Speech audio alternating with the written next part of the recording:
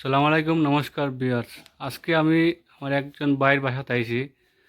তাই অনেক দিন থেকে একটা প্রবলেমের মধ্যে আসুন। তার একটা ছোট বাচ্চা, তার নাম কিটা?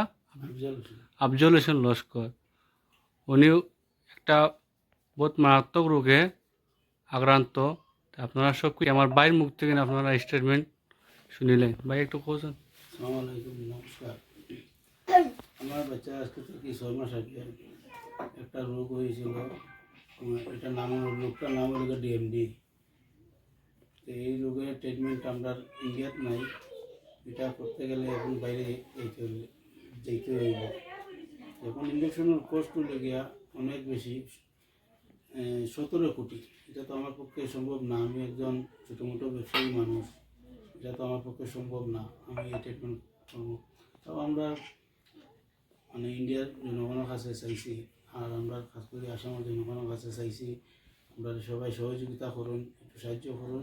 আমার বাচ্চাকে সবাই মিলিয়ে বাঁচাইয়া দিন, সবার কাছে আমি এটাও। আপনার বাচ্চারে কোন হসপিটালে ট্রিটমেন্ট করাইছিলেন ইন্ডিয়াত? ইন্ডিয়ার মণিপাল হসপিটাল। এটা কোন জায়গায় পড়ছে? এটা বেঙ্গলোর।